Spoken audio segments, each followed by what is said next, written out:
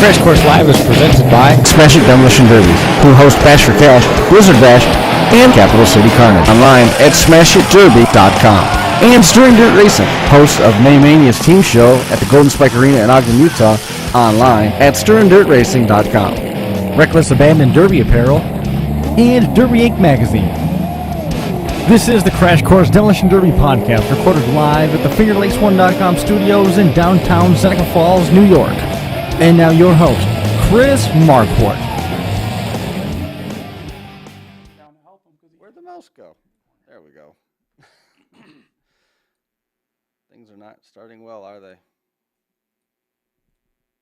Is this working yet? There we go. Finally, jeepers. Didn't want to start today. There we go. Episode 402 on deck here for us. And there's...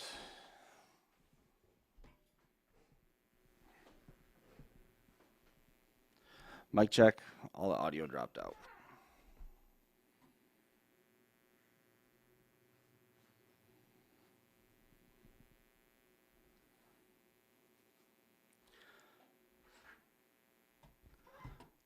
Mic check 1 2. Mic check 1 2.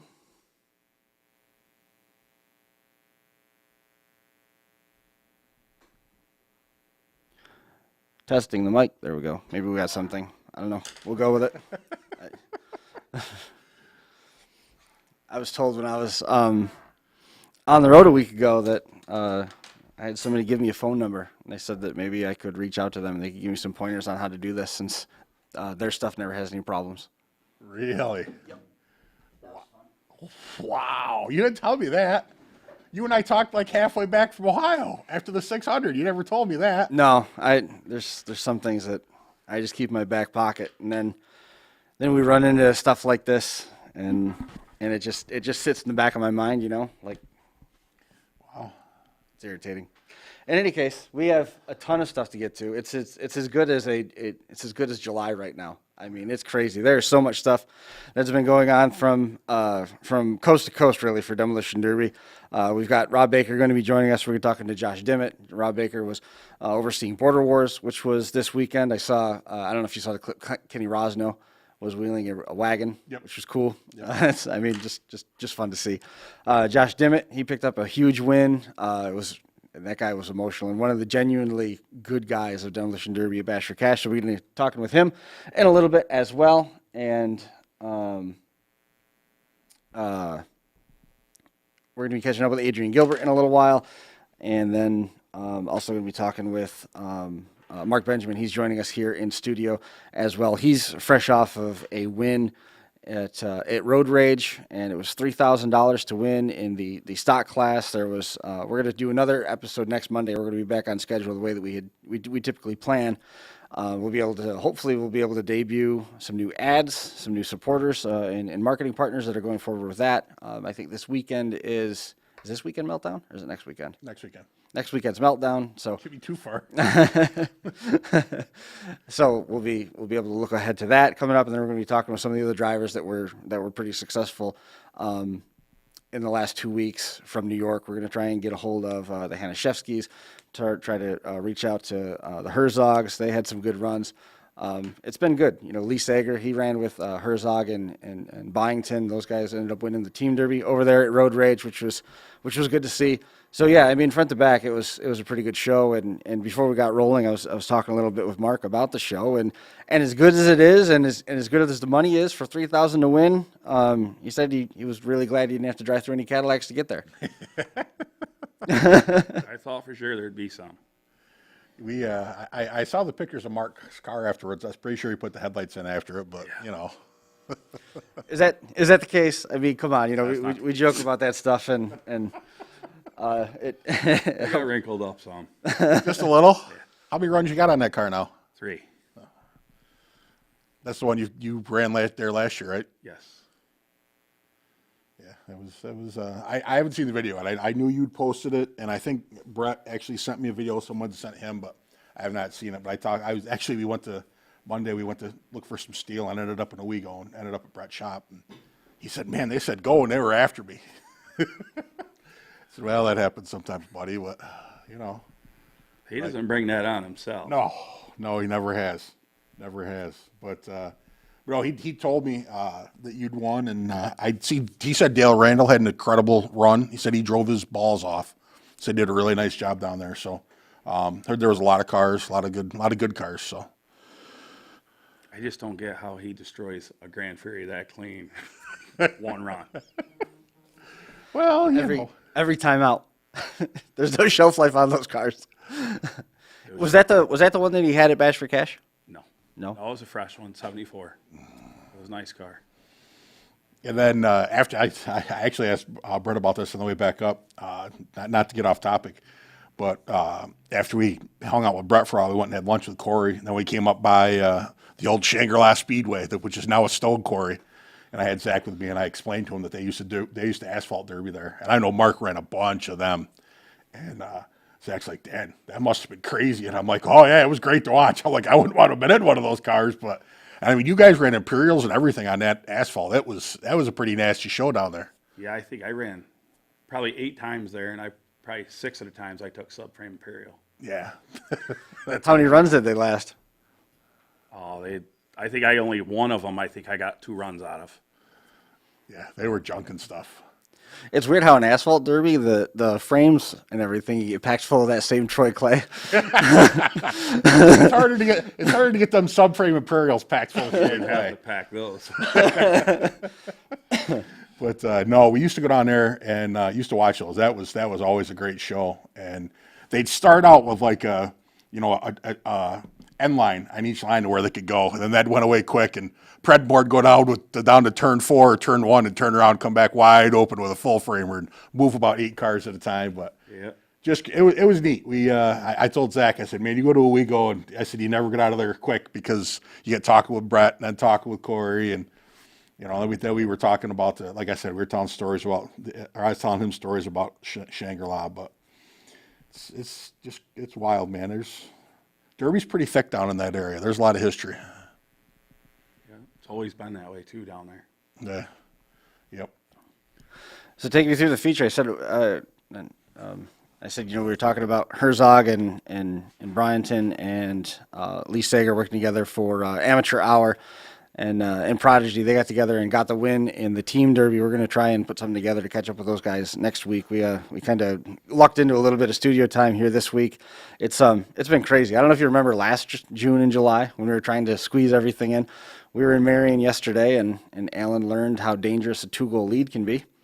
Ooh, that doesn't sound good. That was rough. They didn't lose though. The coaches did an excellent job from the sideline. The team stayed together, but if you keep the ball in your end for the entire of a second half, eventually bad things will happen. Mm-hmm. And the last thing you want to do is give team hope, And we talked on the way home about all those games where you were up or where you were down 3-1 and 4-1, and those teams kept pouring it on. And it was 7-1, and then 8-1, and then 9-1, and then 10-1, and because he hasn't won a game in 3 years, just with some of the different combinations. This is the first time that he's been able to play his age league, So all those times, I said, remember how that felt. Remember that, because you let those guys back into the game. If you just, I know it's middle school, but step on their throat, end it. Don't give them a chance to come back. Yep. Yeah, that part of sports has been sorely overlooked for a while, and unfortunately, that's not a good thing. You have to, because I mean it's sports in general. Like, to be successful, you have to know like when to put on the kill shot, when to go for the win. You have to, you can't coast. I mean, it's like derby, and you can't, you in reality, you have to know, what you're doing. You have to know, I mean, yes, you can drive softer and easier. But you got to know when it's time, and it's just like any other sport, And unfortunately, I've seen a lot in this area where people just start coasting and not taking things serious, and goes the wrong way. But Yep. I digress.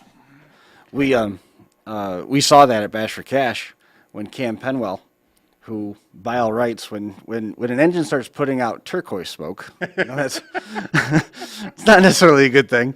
No. But he looked around, and there was about 6 cars left on Friday night with that youth full size heat. And last year that thing ran a long time, and he looked around and decided it was time to finish it, and he was putting on finishing shots, and it got really interesting at the end.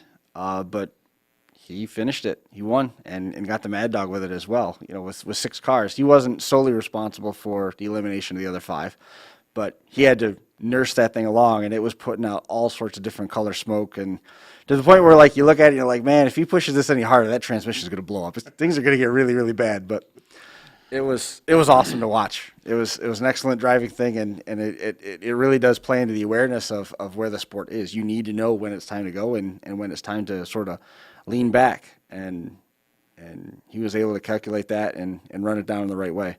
It's funny you mentioned that. I remember years and years ago, Mark and I were just kids, and his dad was at Waterloo, and he was teaching, and he said, "Boys," he said, "see that car right there steaming?" I said, "Yeah."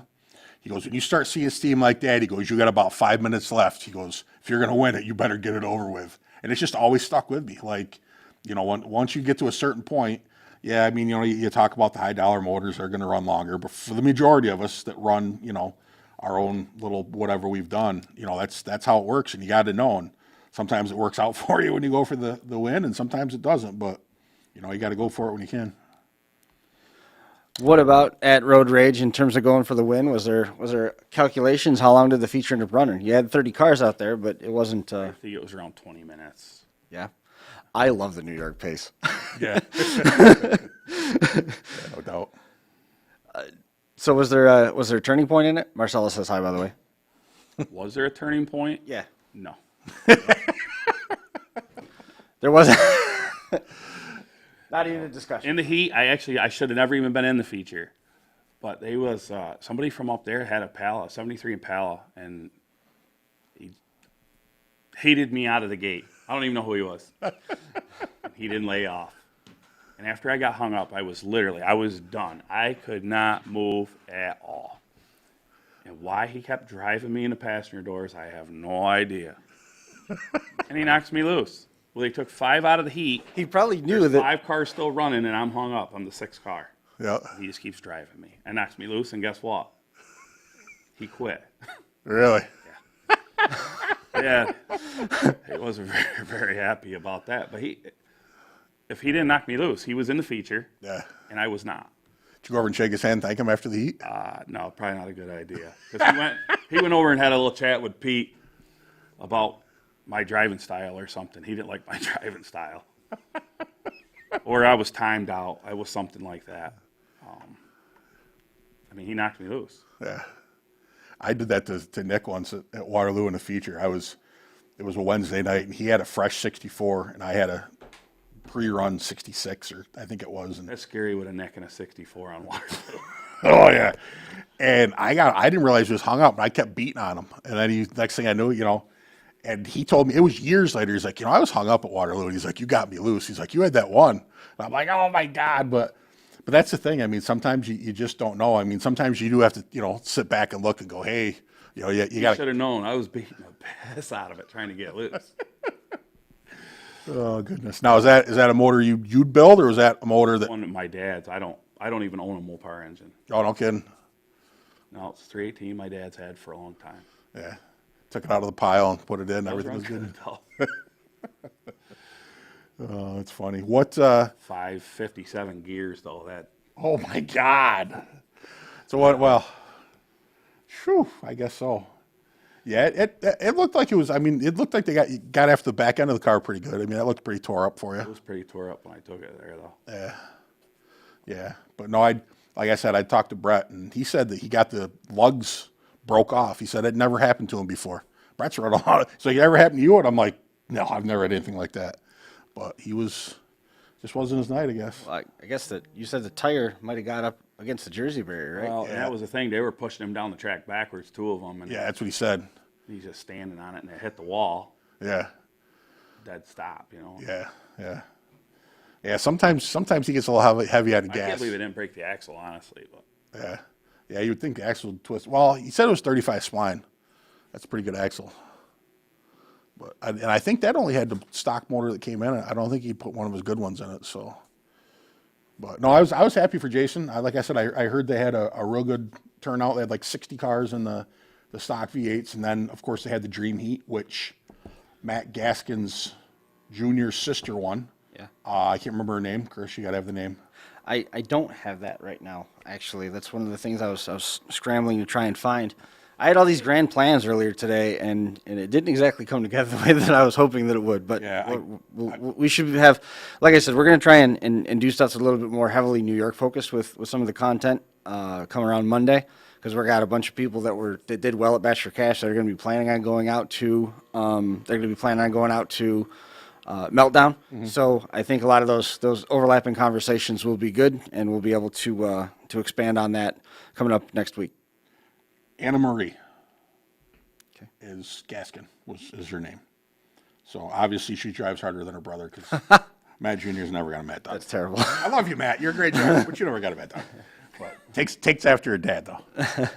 Congratulations on that. Yep. So we're gonna, like I said, we're gonna do a little bit of a deeper dive into the team element at Road Rage. Just a couple housekeeping things. I don't know if you saw this, but at Buck Motorsports Park Memorial Day weekend, I sent a congratulatory text to Brent Kirshner. It turns out it wasn't the same spelling of a last name. So, but he knew the gentleman that won, which was really interesting. Brent was talking about a gentleman who's been derbying forever.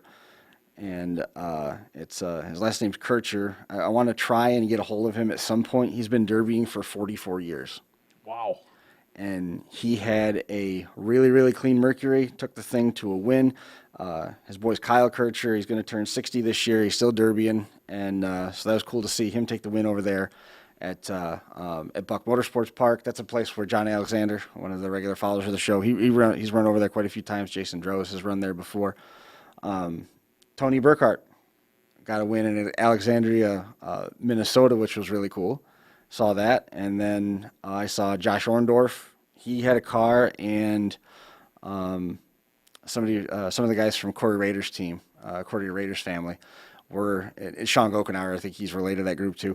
They drove a car at one of the derbies down in Virginia, and Josh Orndorff got second or third in that one, and it was Mark Wolf's car. So it looks like Mark Wolf's getting ready to back away from the sport as a whole. I mean, the sport is not kind on a body as a whole.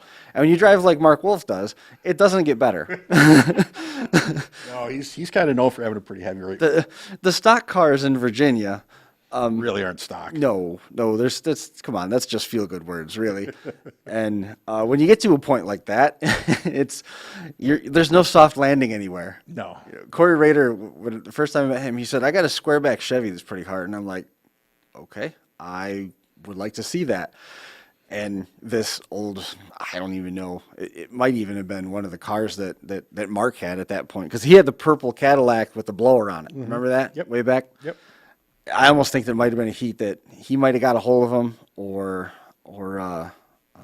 the guy that always ran white cars, might have been Blevins was his name, caught him in the back. And when you hit a square back Chevy wagon in the back, that thing didn't move. It's like, dude, how many quarter panels are in that? And he goes, and Corey just kind of shook his head. So I don't know if that's what they fixed or what the situation was, but Corey was on there, and he extended it was a great tribute to Mark as a whole. But more derby action down there in Virginia. Like I said, Tony with the win. Buck had a derby. New Alex had a derby. I was trying to dig up some of the stuff on that. I saw Joey Pernice was rough on equipment. I think that was the car he ran in. I thought that was the car they ran down in South Carolina when him and Steve ran down there. It might be. There's been a lot of derbies for this time. Well, that's rhetorically speaking. You know, I'm thinking back that my frame of reference right now is the points before Memorial Day, back to like the middle of March. It seems like there's been a lot more derbies that have happened in that part of the calendar than there have been before. A little off topic. Did you see Steve Siopa's wagon? He's taken to the Dead Man Team Show. No, that's at the end of this month. Oof. Yeah. It's like a quarter sedagon, and like the rear end is like they left the roof on it. It's caved in. Then it goes down, and the back comes out, and it's like a perfect square, about 10 inches off the ground. And One, I don't expect it to bend, and two, it is going to ruin a lot of Ford front ends. Holy cow, is that thing nasty. But thankfully, those are available, $300 a piece, right? Yeah, there's a lot of Fords around. Mark's got like 40 at his house. Remember when you used to have 40 Mopars? You wouldn't have a Ford in your yard. That's the difference, though. Mopars age like mayonnaise, and Fords age like fine wine, right? I think I had like 15 Chevy wagons one time parked out there. Yeah. Well, I remember you bringing pictures to us to taunt us at Waterloo in the Well, heat. you and Ben came down one time and bought some posi traction rear ends. Yep. But I remember way back when you first started Was there a coming up. velvet rope? What's that? Was there a velvet rope? Oh, yeah. Like a club? And I remember you having a picture, and there was just shockers as far as you could see back there. Like from the fence that, where you guys put your stuff, as far as you could see was shockers. It was impressive. But now it's all Fords and Chevy motors. That's awesome. A few of them. Amazing how things change, right? Are you guys going back to Chemung this year, or this your one derby for the year and you're done? Probably not, but Chemung lost their promoter, Really? or replaced their promoter. Really? Who's the new promoter? Mark Benjamin? Uh-oh. Who? I believe it's going to be Mike Rice. Oh, really? Wow. That's Well, you know what they say: hire the best cheaters and make the best inspectors. I'm just saying. I'm glad he's doing it. Honestly. Yeah, Mike's a good dude. I don't think the first year that it's late in the year, they're getting their feet back on the ground with Yeah. it. And Yep. I think the second year, bring him back, and I think he'll put a good show there. Yeah. I think you'll start getting like it used to be, where guys from Bath and Chemung will go back and forth. You know what I mean? They'll run both places. Because I know, you guys Well, used and to if do you that. got the same rules for them, and they're only Yeah. 40 miles apart, Yeah. the tracks. No, that's definitely a good thing. I mean, that's. I think over the years we can agree that some stuff has made it past Stoney Roberts inspectors in Chemung that. Maybe by someone else. Yeah, there might have been some Troy mud, some frames down at Chemung. So we are going to catch up with Rob Baker here, and in a little bit we're going to be talking to Josh Dimmitt as well. Before we get into that, though, we want to run through the results from the Bash for Cash. We'll give you a little bit of an update on where things are at with the Unified Points Series. Youth full size, we talked about Cam Penwell, the win in the Mad Dog. Dylan Meyer, second place. Scott Drevenek up to third. Youth Mini Stock, John Moore over Jaden Johnson and Hunter Lawhead. Street Stock Mini, Tyler Owens got the win over Ethan Clifton and Chris Zurcher. Whole bunch of different Mad Dog candidates were in that one. The Vans of Trucks, Aaron Anderson got the win in that. That was a really interesting outcome, too. If you have a chance to go back and watch the on-demand, you can get the pass. You can also check out Smash It Derby TV. They've got some feeds on YouTube as well. It looked like that truck was just about done for, and somehow he ended up limping at home. He got the win over Steve Deal. Frank Triplett got the Mad Dog in the Van Truck Heat. Rear-wheel drive street stock. Zach Pryor picking up a popular win there over Tim Hanaszewski and Mason Peck. Jimmy Singleton got the Mad Dog there. Things got a little bit better yet for Hanaszewski too. He got the win in the Old Iron in the Relic class. Tim got the win over Austin Jumper, and he was in finishing mode too, man. He was shredding Old Iron stuff, and Jacob Luchik was in third. Clayton Jumper got the Mad Dog in that one. You Smash It full size. Josh Dimmitt, as we're talking to him here in a few minutes. Dennis White, Zach got the third place finish. Josh Owens also got Mad Dog along with Ryan Walker. Pro Stock feature Keith Collins, Mike Decker, and Brandon Myers took the team win over Mike Tosco, who won the Turn Back the Clock last year, and then Kyle Speck and Chris Abbott in that one. And then just to run down the ones that we missed from the other one, Adrian Gilbert, James Dicko. We're going to talk to Adrian a little bit later on. Dylan Berger, we'll be catching up with him. Adrian Gilbert, James Dicko, Cody Koloski was the Mad Dog, and he had that Coke bottle New Yorker. That thing was folded in half. The bumper, the bottom of the bumper was higher than my head on the front. It was so cool. Dylan Berger, Smash It Mini Class over Cheyenne Berger and Jordan Cox. Turn Back the Clock, Jeremy Heinen getting the win over Joey Braun and Brady Allen. Farm Truck, Andrew Arnold and Keith Mack. Eric Davis, the top three. Keith Mack with Mad Dog. Pro Stock Mini, Levi Barnes, Samuel Coffey, Eric Wagaman, top three. And then that's your rundown there on the Bash for Cash. So I'm going to get Josh on the line. We're going to take a second to tell you a little bit about Jeffy's Fab Farm quick, and we will be right back. Jeffy's Fab Farm in Fredericksburg, Virginia specializes in all of your demolition derby needs. We've got you covered from bumper to bumper. Whether you need headers, shifters, harnesses, fueling systems, or complete turnkey setups, Jeffy'sFabFarm.com can help. We've even got a Canadian branch to help our northern customers. With over 16 years in the industry, we've got the knowledge and experience needed to provide the highest quality parts and put you in the winner's circle. Visit our website today or call Jeff at 540-907-3390. Fabby says the best parts come from the farm. Jeffy'sFabFarm.com. I've ever bought for price wise, And just Jeffy's. we are back. Got Josh, we should have Josh on the line. Hopefully everything's going okay for Josh. Can you hear us all right? Yeah, I can hear you guys. Excellent. So, tell me a little bit about that run. That was certainly something special. Yeah, it definitely was a heck of a run. It was extremely special for me. We had 7 days of a build in that car. Right. We had some family issues going on and just had a hard time getting to it. And I didn't think we was even going to make the show. My brother and his girlfriend, Kim, they took vacation to come over, and my wife was the one that pushed and said that we're going to make it. Don't worry about it. We'll get the car ready. That whole build, I didn't think we was going to be there. And even if we did get to Bash, I didn't think I'd have a car to withstand anything. But we did have a new motor from Jeff Collier that we dropped down in it.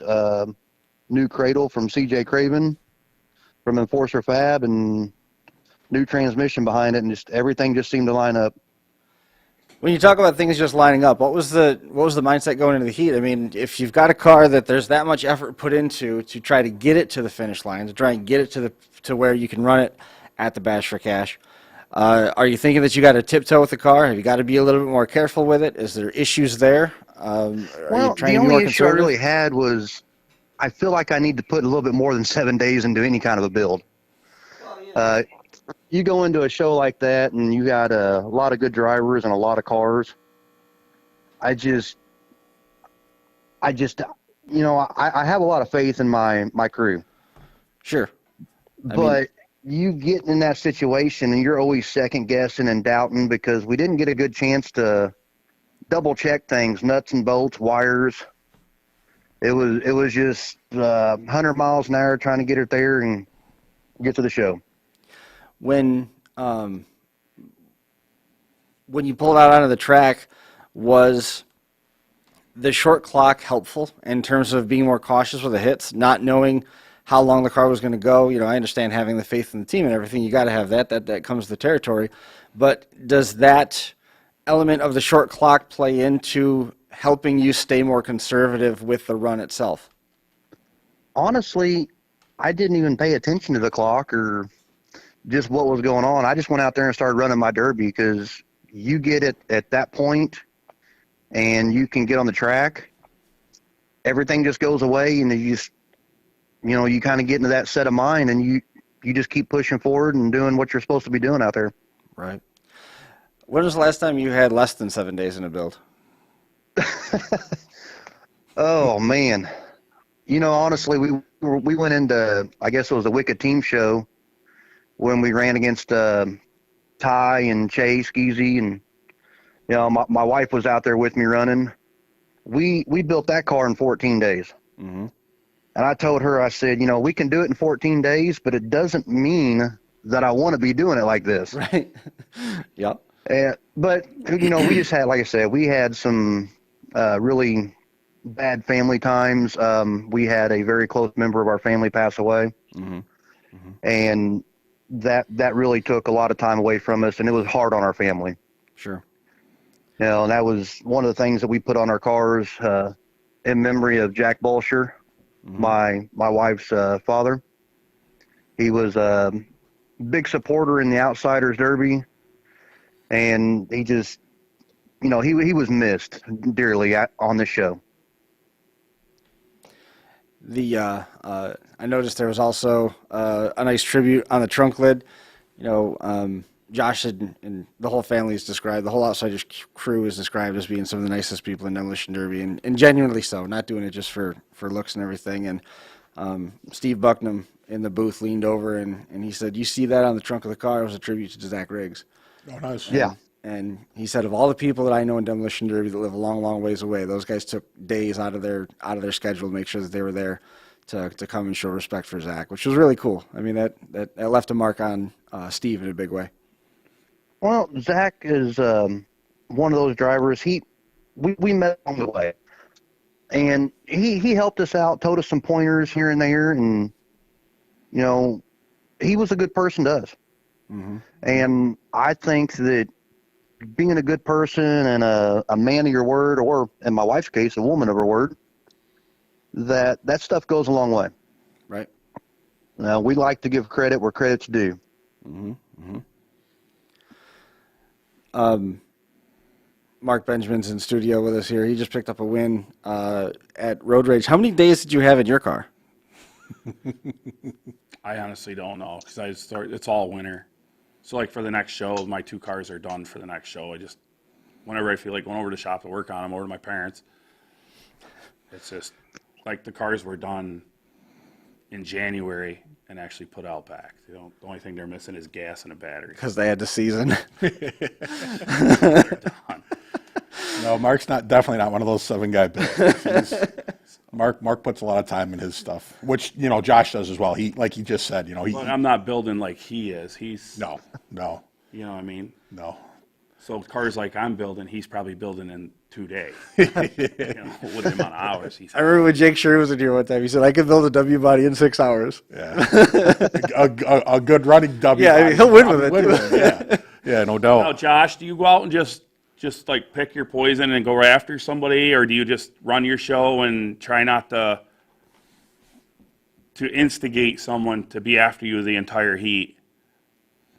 Well, honestly, I didn't think about anything out there. My wife was out there, my brother was out there, and we all just kind of drove our race. And if anything come our direction, we're going to go right after it. I think I kind of stayed aggressive throughout the heat. I definitely picked out wheel shots and just tried to make every hit I could make count and be smart. It doesn't seem like the Smash It full-size class is one that's going to be one where you're going to find a bunch of cars that are nosed up, and you're going to find somebody that's bending in a real awkward way. There's enough stuff that you're allowed in that class to where those wheel tires, axle shots are going to be a premium. You're going to have to get the car limping before you can get the car disabled. Yeah. You have to be smart with the shots. It's not like the relic class where whatever's in front of you is just point and shoot. You know, there's no strategy really with that. Those guys are crazy. No, and that's the thing. I mean, you know, it's, you know, we've talked about it before where, you know, with that set of rules, I mean, it provides you a pretty stout car. But you also have to be a smart driver to go with a stout car. I mean, you can't make Topeka hits with a car like that because it's not going to hold up to it. But you know, you can make good hard shots when you have to. But it definitely, you know, driving definitely comes into the package with that. Yeah, I mean, it wouldn't strike me either that you're going to be wasting a half-track shot trying to make a run at somebody and hitting him in the doors. There's no benefit there. No. Well, and that's the thing, you know, one thing that's really evolved over the years, just everywhere I feel, is cages inside cars. And I have no issue with that. I think it's great, you know, keep the driver safe. You know, it also helps the cars, but we won't get into that. But, you know, when I watch stuff on YouTube, and guys full track somebody in the doors, and I'm like, there's, you know, 600 pounds of steel, and you just drove into it. It's going to do more to your car than, okay, it's going to push the door into the bar, but it's going to bend your nose. Like, I don't get why guys do that. I mean, you know, back in the days before there was cages, I mean, it was fun to push somebody's passenger door over the middle of the car, but I mean, you don't do that anymore. Everywhere you go, there's some sort of cage, and it just, not that I'm a great driver, but to me, it doesn't make sense to hit somebody in a illegally reinforced with extra steel part of a car. Like, it just, I don't get it, but Right. But what do I then from know? the stands, though, then when you go down the track and somebody pulls out there and you let off the gas, knowing what you're in for, Oh yeah, now you're a bagger. oh yeah. You're right. Personally, it doesn't matter to me. No, they cashed that check Monday, right? No problem. Or was it cash? It was cash. Oh, even better. I asked him which milk can it went in. That's what I'm saying. I mean, you know, some of them guys will go out there and just hold it wide open, and they're upset they don't win. Yeah, Between the heat and the feature, I think I was wide open 3 times, if that, you know. yeah. And I mean, it's fun. I mean, we've all done Pulling it. on and pulling off. When you're running a stock car, Yeah, you know you have to run a feature, and you know you're going to the feature that's car is way better shape than yours. I mean, mine was already a used car. yeah. And then, you know, people get upset that hey, you didn't hit hard enough. Yep. Well, All you gotta do is build the car, come down, and show you how, right? that's all. Josh, when you got out of that car, it looked like you were about ready to fall over, and then they brought the trophies over, and you got a little bit more excited, and that was it for your energy. It looked like everything just sort of overcame you as a whole. Yeah, when we were getting the cars ready that morning, I've got some shoulder problems on my left arm, and I dislocated that shoulder that morning. Oh, And It gets better. it's pretty terrible when it happens. That's why I do wear that shoulder strap when I run. Now during the race, like I said in the interview on the track there, it dislocated twice during the Derby. oh, And then whenever I got out of the car, I raised my hands up above my head. I just could not believe we just won Bash. You know, and then my crews come running out, and I put my hands up in the air, and my shoulder popped out again. So it almost looks like my brother and my wife's trying to hold me back or tackle me, but they're actually trying to put my arm back in. But I was so excited because I just could not believe we achieved, you know, we were hoping for a top 10. Right. But to pull off a first place at Bash for Cash, that a Derby we have never been to, it's just like a highlight of my career right now. So, in terms of the feature itself, you know, we're talking a little bit about that knowing when to go into kill mode and knowing when to finish. And sometimes that gives the opening to see, you know, where things are and maybe you can see that victory coming. Was there ever a point in that feature where you knew that this was really going to happen besides just being able to say that you finished on the podium? When that last red flag flew, I was sitting there and I kind of looked up at some of my crew in the stands, and they're trying to give me all kind of signals. You know, I seen like number 1, number 5. I didn't know what they were saying. So I started looking around at all the cars around me, what everybody's front ends, back ends look like, front tires. I'm trying to look at my car. I think, you know, are they telling me to back off because I'm hurting? Or everybody else is? So once that flag dropped back and they started going again, it just I started seeing where everybody was at, and I felt really confident in that car. I felt confident in the driving, and I just knew I couldn't let my wife down. I mean, she probably put 50 to 75% in that car. And then my brother, like I said, taking his vacation, I just feel like there's no way that I was going to be let down. Was it meant to be? I think it was. I think there was definitely a higher power there that was just helping me, because when I got in that car, I don't remember a lot. It's just like everything clicked and everything just went perfect. You know, it could be that you don't remember anything for it because you had to pop your shoulder back in 3 times. Blinding pain will do that. I will say that a couple of times when that happened, one time it was during a red flag, I grabbed my arm and I thought to myself, oh my gosh, how am I going to do this? I mean, I've drove with a broken hand before when I got my hand caught in a steering wheel. But you can still drive with that left arm, and I started shifting with my elbow at previous derbies. But this time it's just like when you dislocate your shoulder, it's just like everything goes numb, and it hurts to move anything in your body. But luckily, it's just like every time it did come out, it's like something was there just to put it right back in to keep me going. Oh, that's awesome. Josh, what kind of car did you run? Can I ask? Ran a 9802 Crown Vic. So on the 98 to 02 Crown Vics, have you ever noticed anything different in the frames in the different years between 98 to 02? Yeah, kind of. It's got a little bit of extra in it here and there. You get that, you can add the new watch brackets into it, and it actually kind of gives you a little bit of extra advantage on the rear end, I think. You know, you got the extra gussets in it here and there. Well, that's I was asking because they say 98 to 02, but I know there's a difference in the frame between the 98 to 02s on the Vics, and I was just curious if there was something one particular year you liked better than the others. Honestly, we kind of run anything from the 98 to 02. There's not much difference, in my opinion, of how we build it. And we've been running those for quite a few years. We got a good lineup out here of P71 cop cars. And that's just been the car we've been sticking to, and that's been getting us up in the top 1 or 2, 3 place and all the Wicked Team Derby shows. Right. And, I know every car here is we an went F to car to Bash. me. You'll get one that has no rust and it bends all sorts of stupid, and then you'll get one that has a little bit of rust and it bends the right way. But honestly, in the 98 to 02, the best one I've found has actually been the Grand Marquis. Have you done anything and with we them have or run no? a few of those too. Have you noticed the difference between them and the P71s, other than suspension parts? Not a whole lot.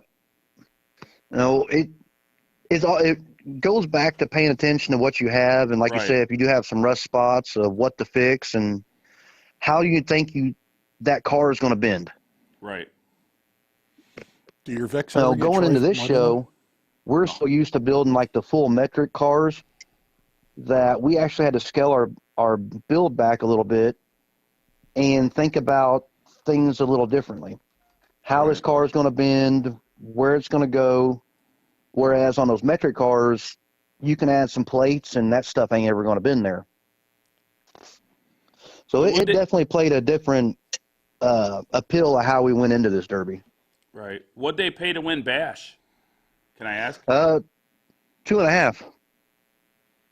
Yeah, that class was run as a one and done, 2,500 to win that one. All the one and dones were 2,500, and then the team show was 15,000 to win. The turn back the clock was 12,000 to win, and then the smash it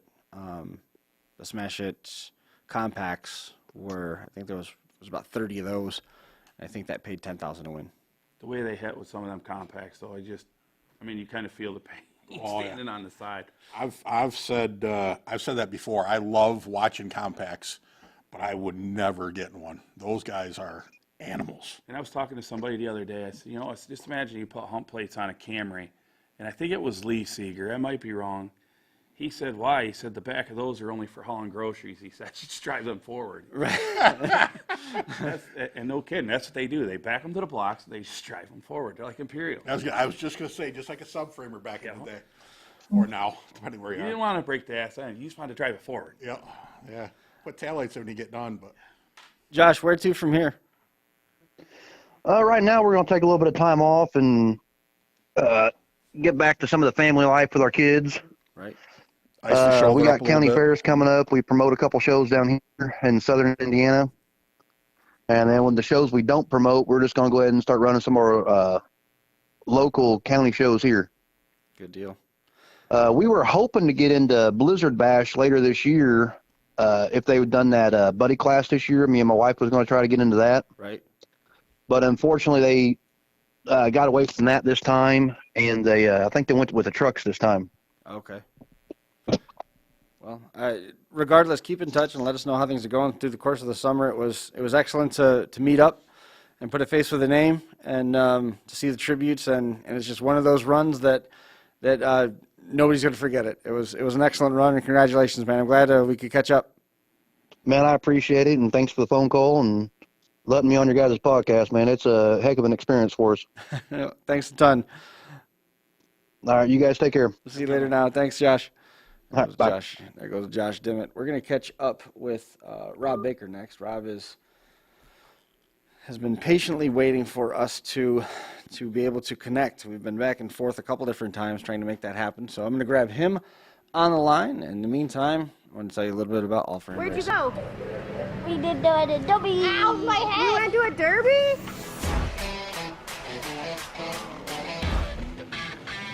Hey Derby World, this is All For Him Racing Videos, where Derby never ends.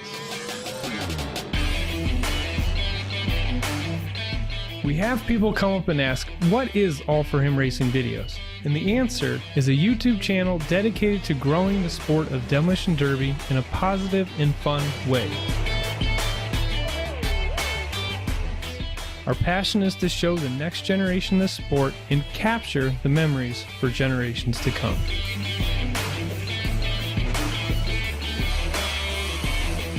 We're just trying to show that you can be a Christian, do crazy and exciting things like demolition derby, and just spread the word.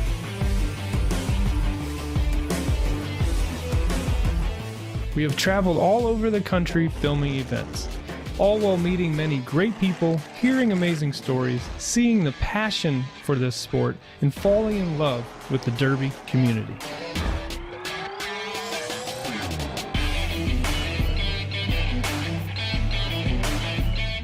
We have grown to be the largest demolition derby channel on YouTube across the world, with millions of views within our large library of videos. We love what we do and can't wait for what the future has in store. We always want to be a place for positive, exciting, and action-packed derby videos.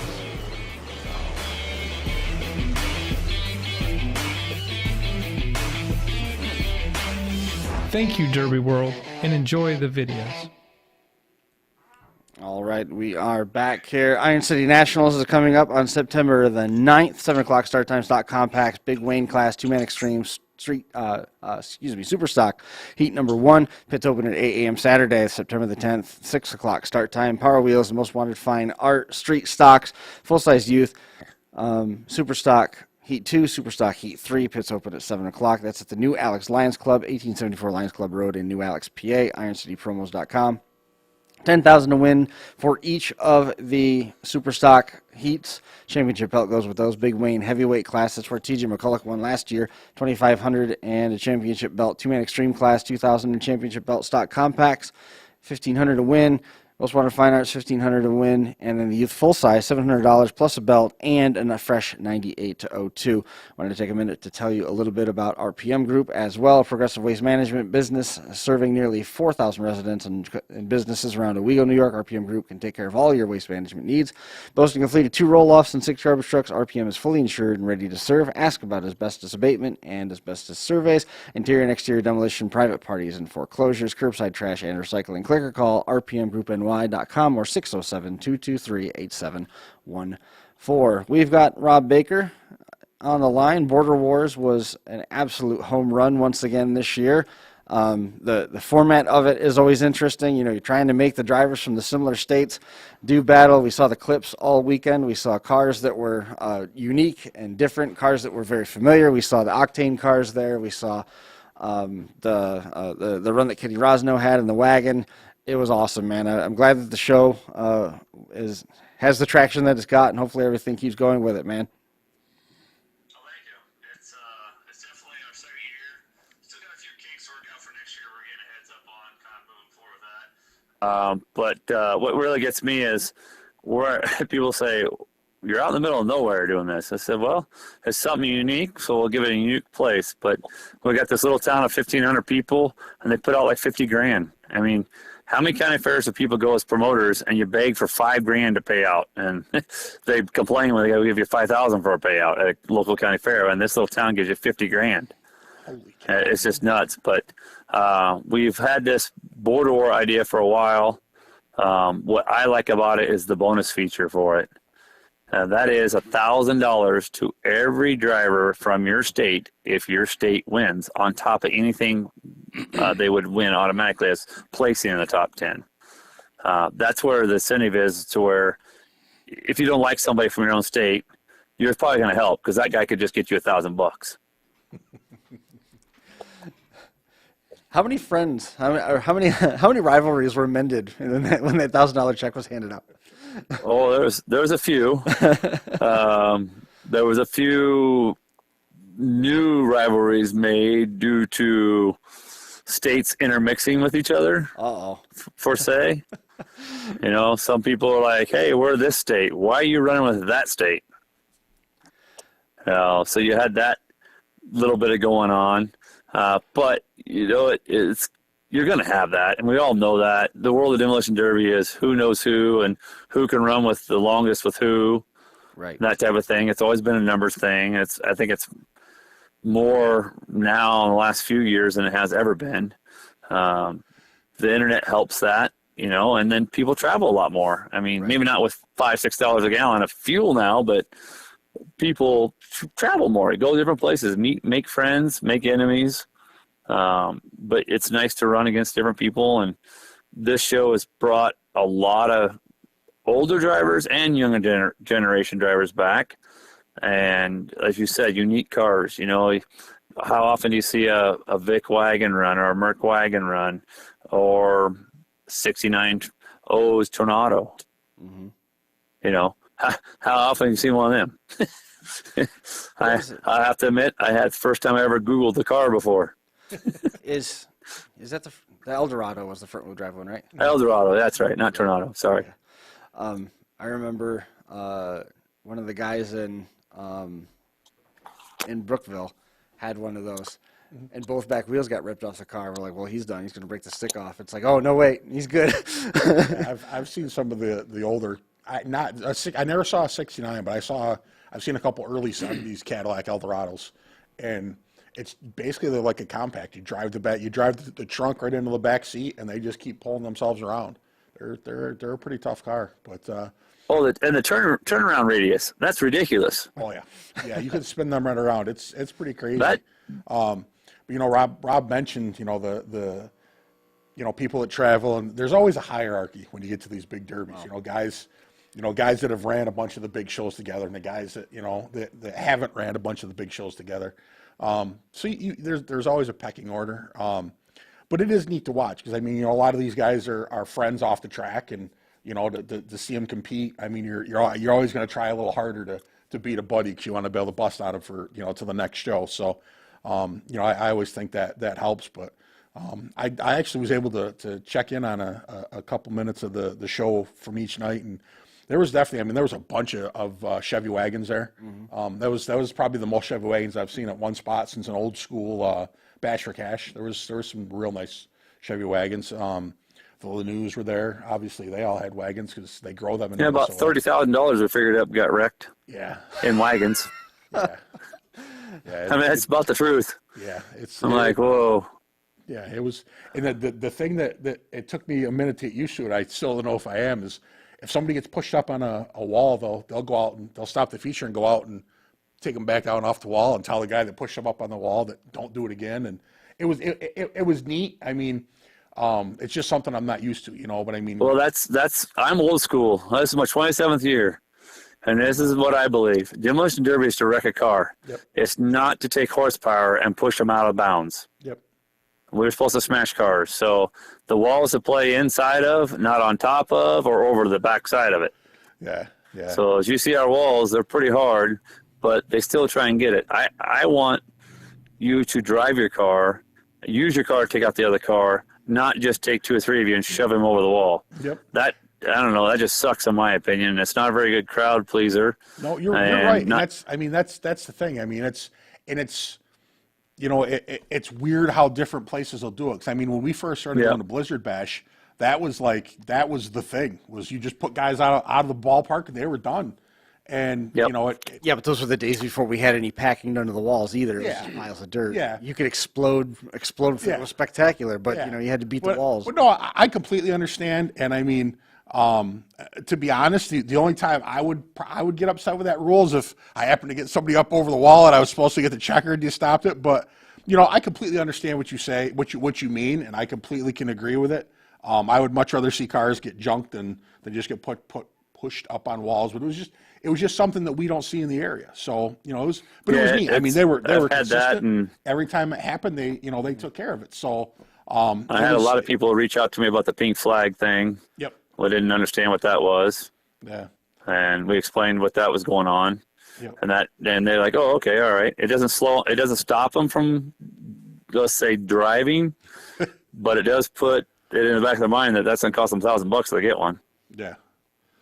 And so they try. I mean, everybody's there to make money or try to get the money and be at the end. I understand, but sometimes you got to do something to get them to go a little bit more, Oh, no. And of course, some of them guys didn't have any cars left after Friday night's heats. Holy cow! Yeah, and that's the thing. I mean, I applaud you guys for trying different things. I mean, we've had that as a topic numerous times of what do you do to try to maintain a pace that keeps the crowd happy, because we're there to benefit the drivers, but you have to keep the crowd happy so they keep coming back. If you have a 4-hour feature and, all your heats are an hour long or better, then, chances are the fans aren't going to be real happy about it.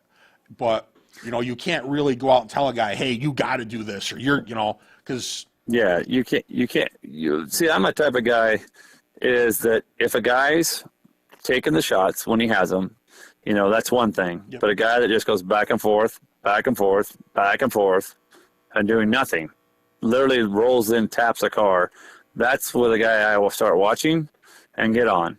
Yep. The guys that are making a 2-foot run, you can hear they're wound up. That's all they got, though, is 2-foot run. That they're giving that shot. That's fine. I also don't get on someone that hits the brakes and locks it up when you're going to go in the doors. That's the dumbest shot anyone can do, is flooring it and running right in the cage. Yeah, we just talked about that. I'm a driver, so I understand that. Yep. Yeah, we talked about that. Back in the day, I mean, it was, like we said, it was fun to hit somebody in the passenger doors and push it over the middle of the car. But now there's hundreds of pounds of steel you're trying to move, and that just doesn't work. So there's more car in the middle of the car than there is anywhere else. Oh yeah, no kidding, for sure. Yeah. So, but that show has been really good. I mean, we're pretty smooth. Only a couple of I might want to say hotheads, but really, really upset people. So I'm going to chalk that up as a very successful show, because only 2 got really mad. It was a blast. I mean, see some new people. It was actually a lot of fun for us as techs of people who've never been to my show, and they're like, what are you pulling body mounts out for? Well, there's going to be a reason why we pull the body mounts out. And then we pull them out and say, okay, now this is the reason why we pull them out. Go back and fix this. This is what you got done. Go back and repair it, or you're not going to be able to run it. So a lot of people don't realize our tech, and some people don't have a clue on how we do things.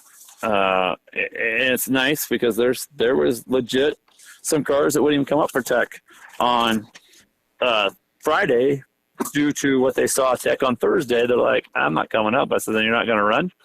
And they're like, no, because you're making us do this, this, and this. I said, well, it says that in the rules. You can't do that. Yeah, but a few of them sat around and thought about it and ended up fixing them, then bring them back up the other way around so they could do it. It's funny you mentioned that. I just was talking with a local promoter here, and he changed his rules up a little bit for this year. But the rule he changed, he set out very specifically. You could tell he had sat down and said, what he wanted done and what he didn't want done.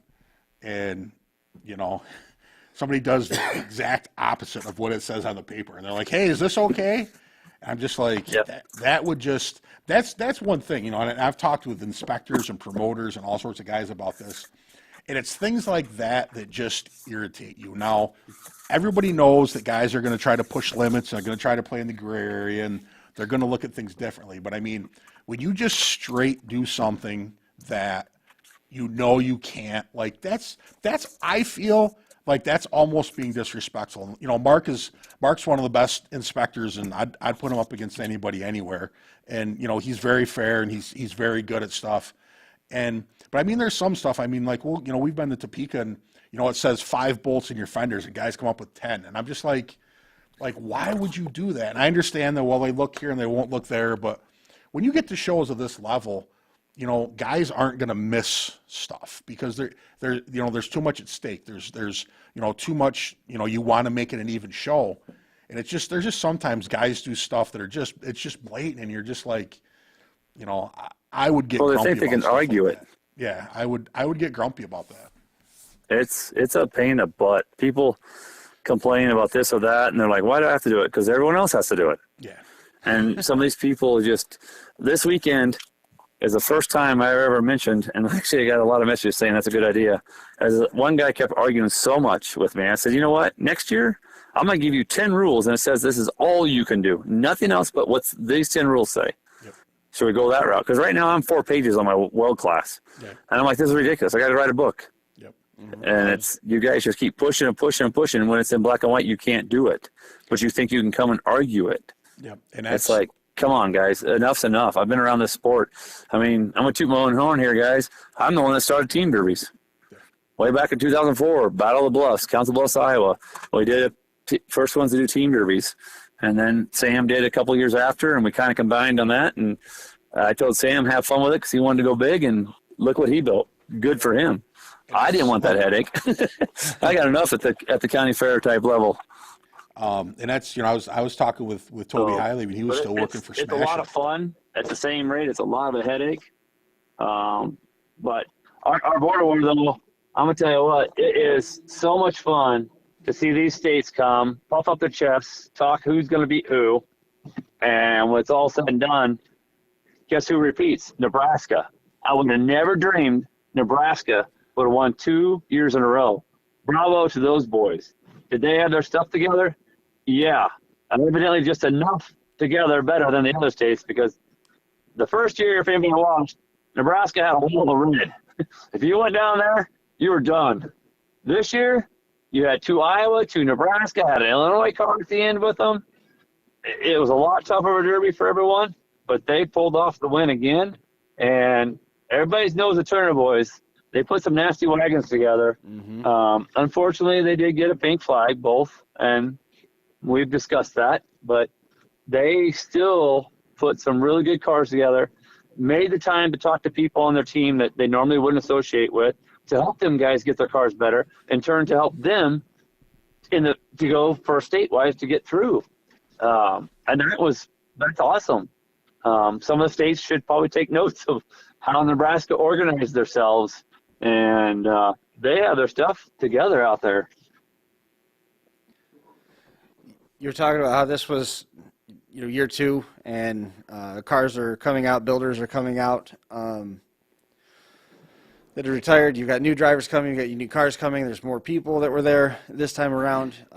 What is that attributed to? We talk about how Destination Derby is a thing and trying to make it be unique. Year 2 is always a better opportunity for people to see what tech is like. There's a lot of different things you can attribute it to. What were you hearing as the reasons why people were coming and giving it a try? Well, the idea of running as a state to represent their own state. Right. The other part is they love my live draw. Mm-hmm. So a live draw, for people that don't know, I literally take each state's has its own container. I walk over to state, I draw 3 names. They get in, they drive on the track. While they drive on the track, I walk over and drive 3 more from a different state. They go on the track. So the adrenaline is there. The excitement gets back because you're getting worked up. Some people got anxiety saying, man, this is stressful as heck sitting here waiting. But you don't know who you're going to run with from your state, and you have no clue who you're going to drive against until you pull out there. Right. So it's trying to give our sport, one, cut down the buddy system the best you can. You're never going to cut it down completely, but the best you can. And then give it excitement of the adrenaline rush again about, okay, who am I running against? Who am I going to go? Instead of all having it planned out before, I'm going to go work with this guy and that guy, and we got us a group of 6 now. You don't have no idea if you've got a group or not going out there. And you hope to God you got a good guy from your own state with you going out there, too. And you have to figure out how quickly can you match up with the people from your state to work together. So it's a whole different concept. And the other part is a lot of these folks that came this year have run for me at some point in time. Most of these states have had 5 or 6 drivers. So they know of me, know I've been around a long time. They know we're pretty much just straight shooters. I don't BS. If I tell you no, it's no. If I tell you yes, it's yes. There's no argument, no driver voting. I hate that. If who was devoted driver's name? Then why do I even write rules? let's just this is it. This is the way it goes.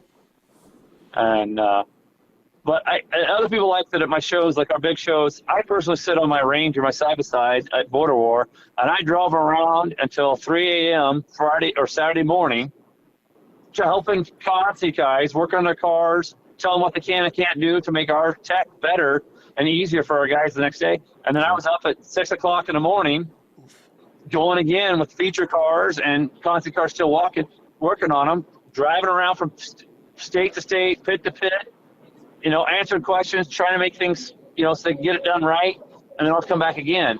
And end of the day, that helped us out. It helped the drivers out. When Retech started, it was so smooth. It was just so much easier for everyone. Everybody could sit down and relax. Is there anything that you're planning to do different or to change up for next year? Because it sounds like it's pretty likely that you're going to have more cars. The pink flag is going to take away more money next year. Okay. They're not just going to lose their bonus, but they're going to lose money off of what they win. Okay. And the money that the plan is the money that they lose off of what they win individually will be put towards the Mad Dog. Oh wow! All right. Yes.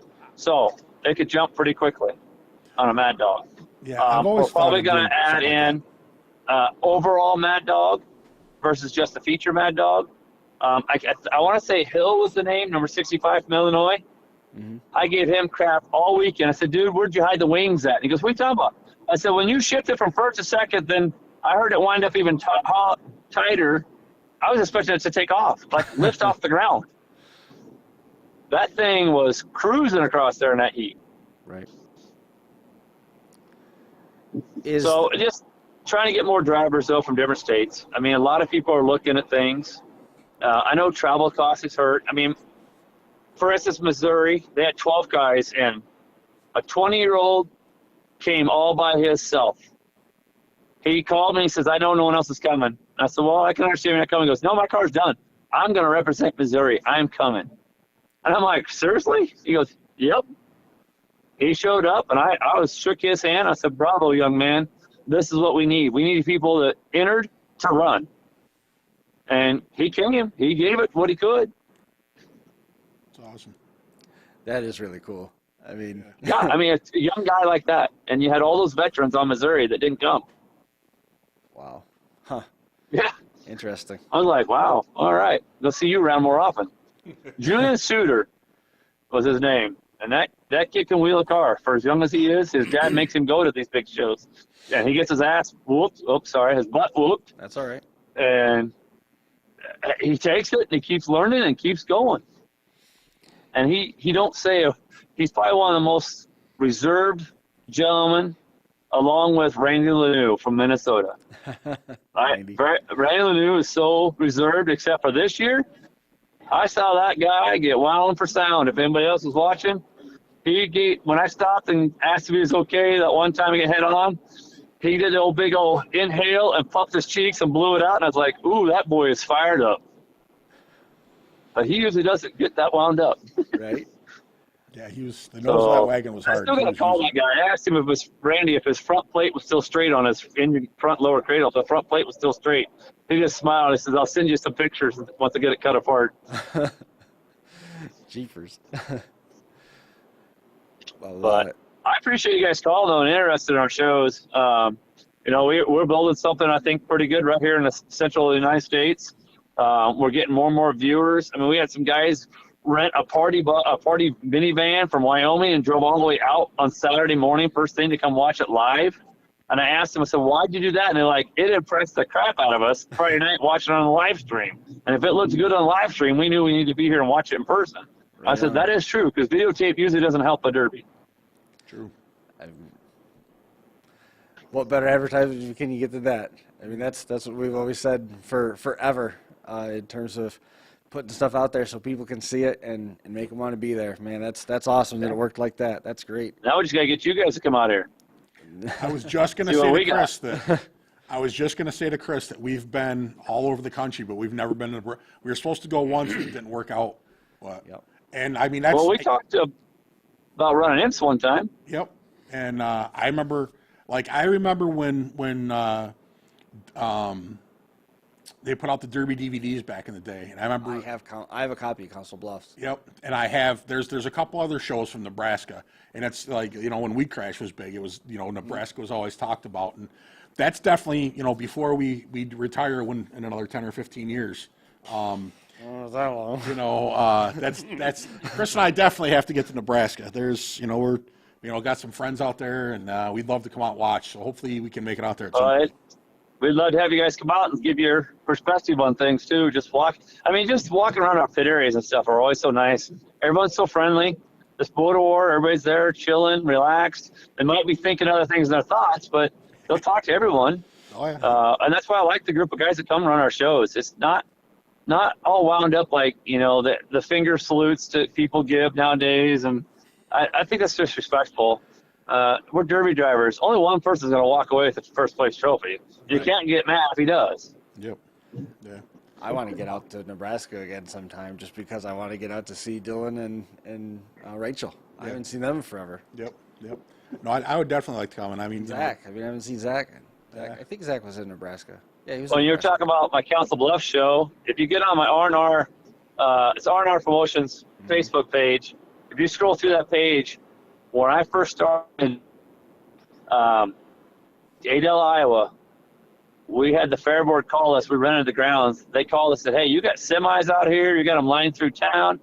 We had people from 15 states, and it's just because Richard Gomat and myself, the two R's, I traveled all over the Midwest running from way back on TNN, did their Superstitious Smash in Wisconsin. I went to California, qualified, went out there for the national thing. I did the Intergalactic Crunch Off. Yeah, there you go.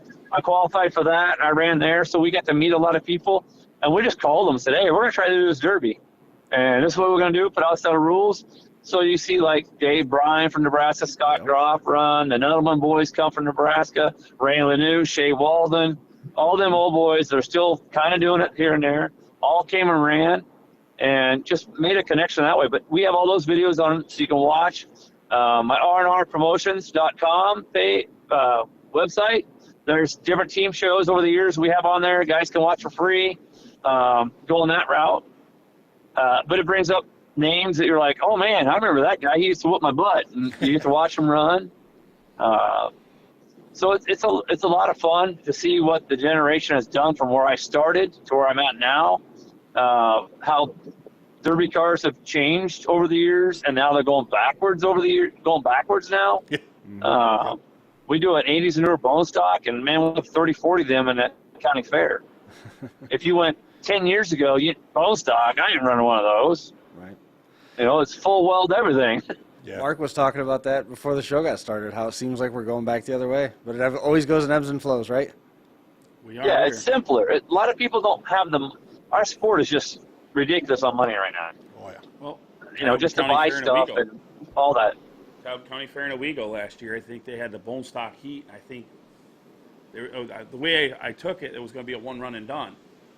They had like 90 cars show up, and it was literally 87 cars, I think, to be exact, for a one run and done. They ended up having a whole show with the bone stock compacts. Yep. Yeah. Yeah, no, it's So like you guys saw my Border War show there, that rule set. We have another class we're trying this year. It's called Battle of the Ages. Okay. And we have like 5 different county fairs with it. We have one in Concord, Nebraska. It's actually a big show. July 9th, we have Concord. We're doing that class called Battle of the Ages. It's open to any automotive factory-built car to that Border War rule set. Any car. We're going to see how that works. I'm tired of seeing the same old, same old. I want to see the boxcars come. I want to see a 2011 Vic run against them. Yeah. Nosers, Suicides, T-Birds, get them all back. Yep. Let's see what it's like. What these old cars, old school, can do with the new set of rules to make them cars compete. Yeah, I definitely like ideas like that. I mean, I enjoyed when Tim opened up the Blizzard Bash to Imperials. Last year was the first year with Imperials, and everybody's going, oh, they're junk, they aren't doing nothing, da-da-da-da. Well, that was the first time that anybody had been able to, attempt to build an Imperial to those rules.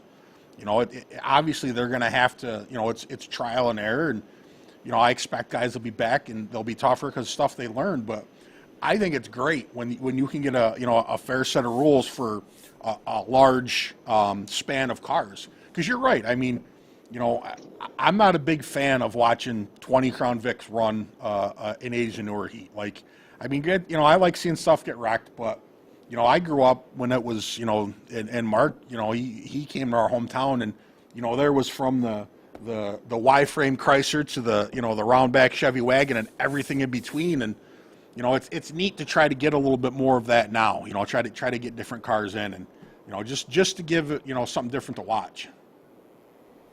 Yeah, it's nice to see like a Galaxy even, you know, show up. Or was it last year Border War, the Iowa guy, Cody Pete, bought a 58 Chrysler. Awesome. You know, it's something, it's cool. It's like, all right, this is what I like to see. A good mix, and then it also gets attention because people are like, what the heck is that thing? Yep. Right. For sure. Now, the Imperials out at Blizzard Bash there, guys were saying that, you know, they didn't do nothing or anything, but I think with like the boxcar Imperials, they have the same downfall as the Cadillacs, is just the steering. Yeah. Yep. You know, if you looked at most of the Imperials out there, I mean, there was some big name guys that had Imperials and just had steering trouble. Yeah. If they didn't have those issues, I really think. Yeah. And that's the thing. I mean, you know, another year It'll of working on it. It'll be a few years. You're right, though. It'll be a few years. That's trial and error. I mean, this heavy build, you know, an old school Imperial driver helps some of the younger generation, and the younger generation takes the new stuff and tries to add to it. Then they go home and go, well, that didn't work. We're going to try this next time. And it's just like any car. You run it when you first start. You try stuff, and if it doesn't work, you change it up until you get it figured out. The downfall is that the internet kind of helps a lot.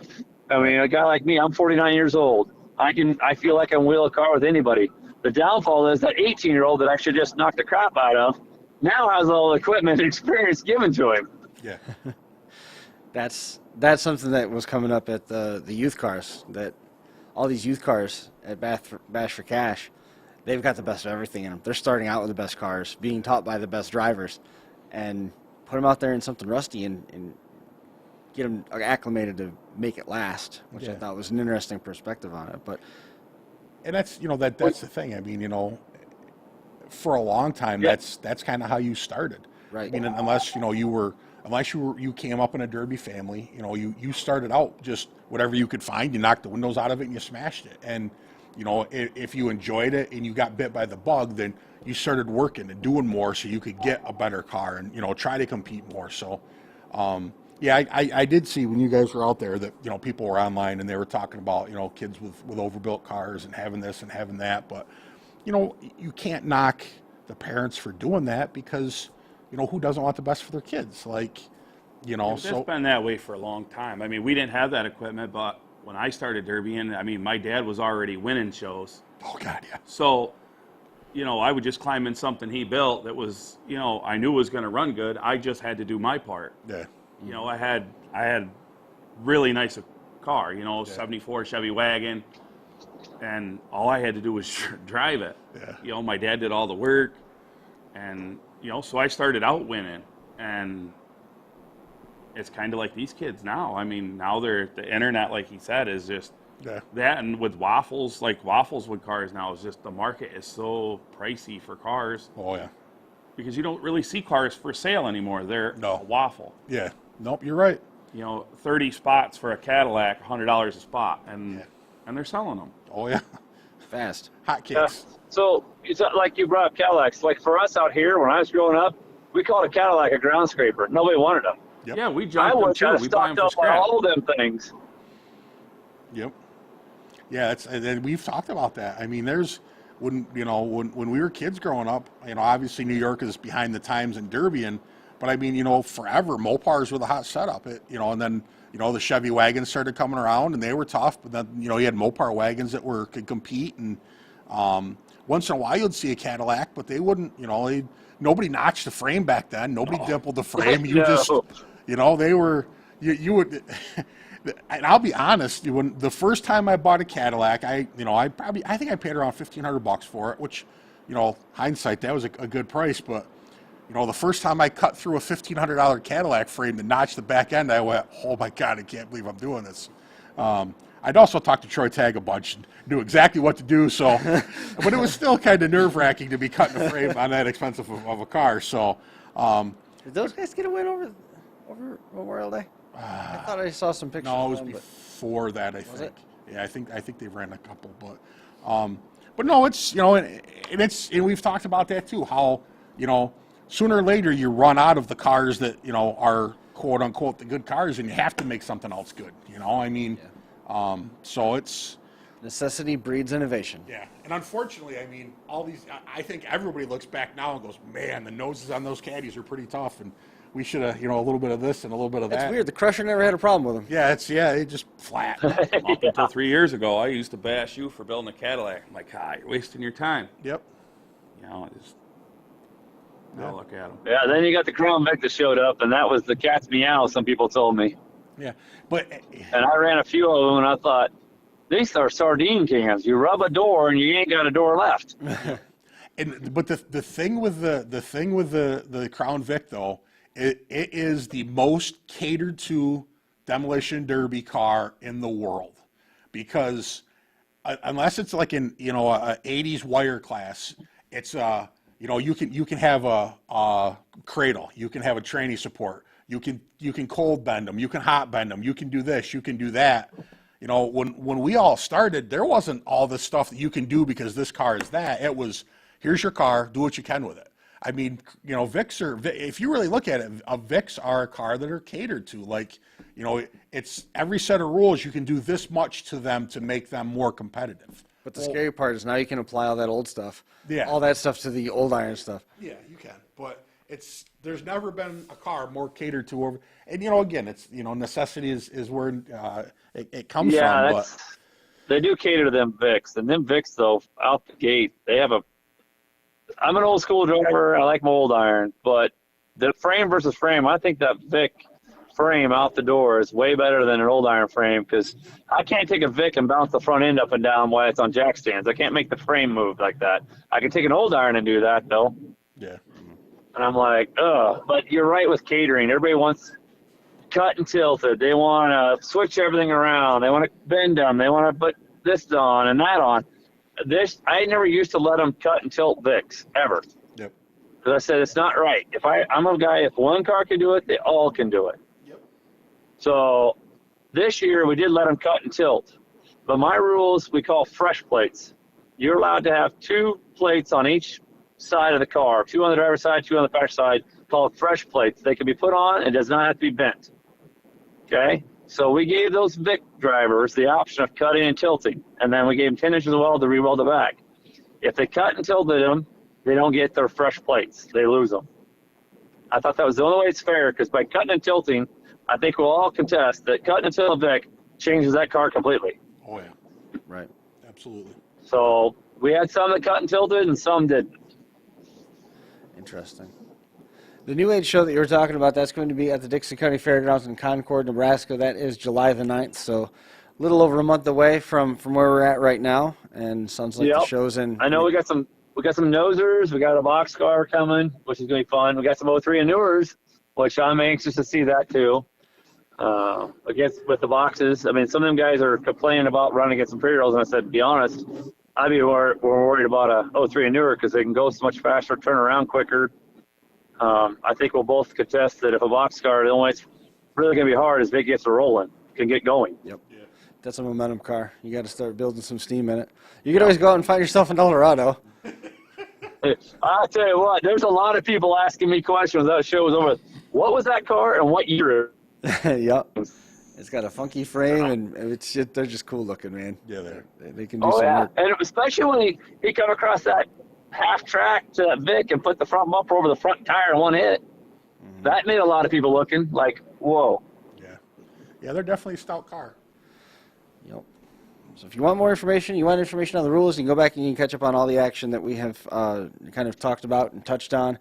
online. That is the R&R Promotions page. The Facebook page has a lot of links as well. Stay tuned to that for additional details on the rest of the county fair season. I'm sure you'll be able to find the updates as Border Wars 2023 inches closer and closer, because let's face it, we're only about, 49 weeks away from that one taking place. We open up the 1st of October. Registration's open the 1st of October, so make sure you follow along with that. I appreciate you making some time for us. We're going to try and catch up with Adrian Gilbert here before Finger Lakes 1 kicks us out of here, but I appreciate you hanging out for a little bit, and I'm glad everything went well with the show, and that things keep up in this upward trajectory for you. This is good for the sport. Yeah, yes. Thank you, guys. I appreciate it, man. We'll see you soon. Have a good one. Yep. See ya. Goes Rob Baker. And next up for the Unified Point Series is going to be this weekend. TNT's Wexford War Zones in Cadillac, Michigan. Leaderboard, Ty Richards out in front with 48 points. Bill Miller with 45. Trevor Jones with 38. Scotty Drevenak and Trevor Jones now tied with 35 points each in fourth place. June the 16th and 17th is top-notch. The Southern Illinois Showdown in Marion, Illinois. Buchanan is at Richmond, Indiana on the 25th, and that's going to conclude the month of June. And July, we've got a bunch of dates in there.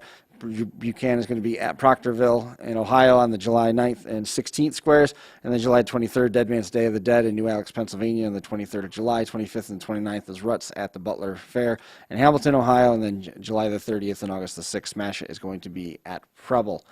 And to round things out on this leg of our evening here, like we said, I mean, the promo is no lie. We said it was going to be basically a double episode. Should be 402 and 403 combined here at this point. June the 25th is the next event for Hardcore Day of Destruction in Dunbar, and then July the 2nd is Mayhem on the Mountain in Farmington, Pennsylvania. The month of July is going to conclude with King of the Hill in Windridge, and then the Extreme Destruction Show July the 30th in West Alex. Make sure you follow along hardcorepromotions.com there. You were talking about those giveaways and some of the other issues that have been cropping up alongside of the idea of the waffle. That isn't the only thing that is going to come. Eventually, somebody's going to draw the attention, and you're not going to be able to sell any. You're not going to be selling any breakfast goods on Facebook anymore. No, we did. No. I'm surprised it's still going from some stories I've heard that people are still able to do it, but Chris is dialing up Adrian Gilbert. Yeah. We are about a show and a half in so far. Yeah, we gotta keep a real careful eye on that. But I told Adrian I would call him. Next week probably would be, hey Adrian, how are you? I'm all right. Let me put you in.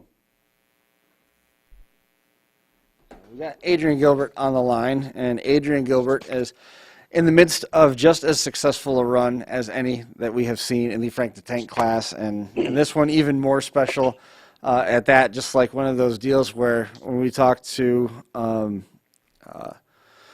in the show, when we talked to Josh Dimmitt, this is sort of along the same thing. It was almost like it was meant to be. It was so much fun to watch, and thankfully there's no cost to give a friend concussions, and those guys do that to each other on a regular basis, man. Adrian, I appreciate you making some time for us. I know it was late getting a hold of you, and we're late on the phone call, but that had to be absolutely awesome to put that car in victory lane one more time. Yeah, it was a great feeling.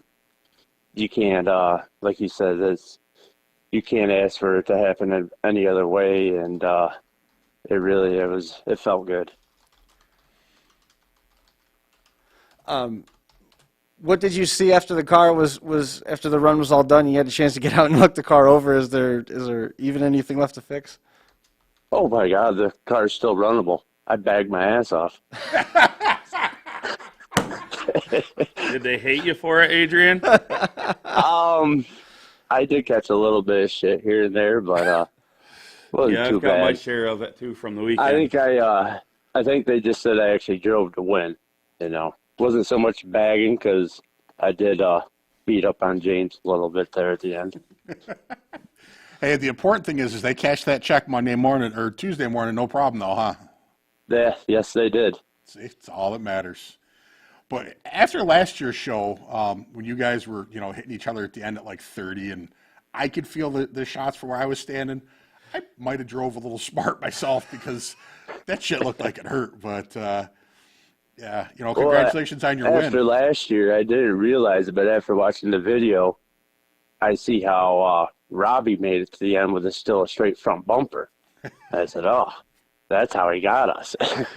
So I made sure when it come down to the end, my bumper was straight too. Yeah. It worked out much better. So this is a Klinger and Tiffany-esque run that you guys have in this class right now. The way that you guys have been able to just have a build stranglehold, and you're doing it with cars that aren't exactly the ones that everybody is chasing at this point with those football window Lincolns. I can't remember how many years in a row that you guys have been able to get the podium now in a row. Is this 3 or 4? Well, this is only actually 2 in a row for the podium. I think the year before last year I got 4th, James got 5th. Okay. And that was when Tiffany got 3rd and Munch, I think, won it. Right. But yeah, that's 2 names to put us up there with. That's pretty cool. Yeah, that's a pretty good crowd to be. I don't think that it's overstating it though. No. I don't think so. I mean, you guys have been a force and been 2 between James and yourself when you guys are pulling out on the track, especially with Tiffany and Klinger having moved on past Demolition Derby.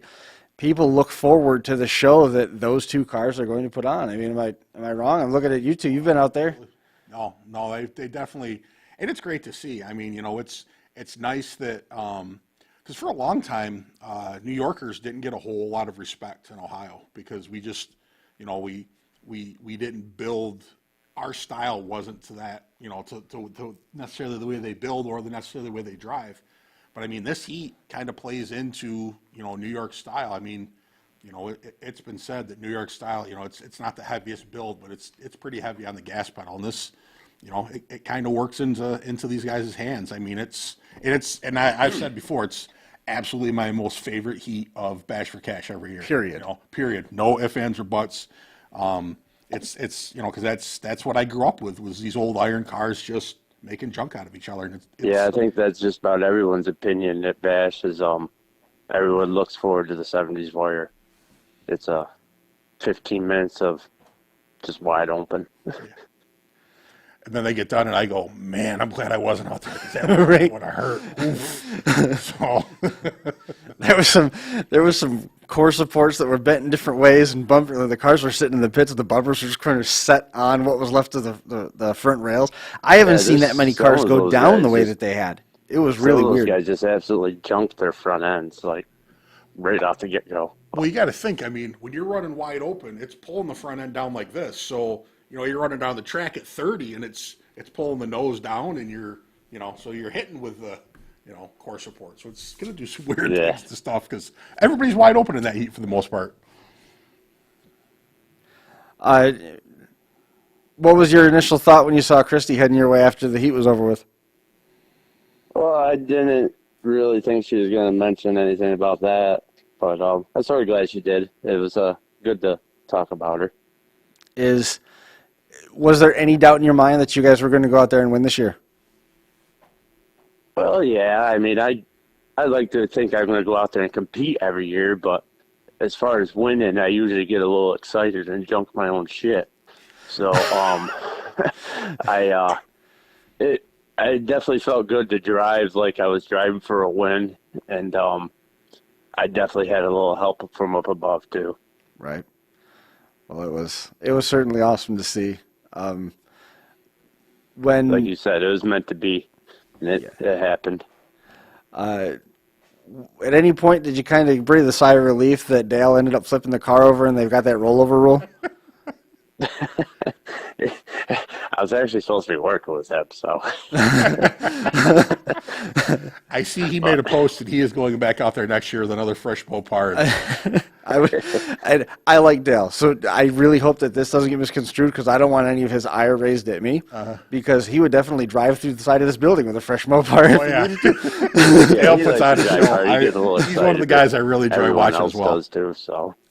I say that one more time. I'm sorry, we were all talking at the same time. Well, I said he gets a little excited, but he drives real hard, and I can't hate him for that. Well, when he hopped out of that car and he stuck his head in, I think I don't remember whose window it was, and it popped in my mind. He's asking that guy where he's going to run next because Dale's going to go. He's just telling him. He's like, if the next derby you're running is in your driveway, I'll be there.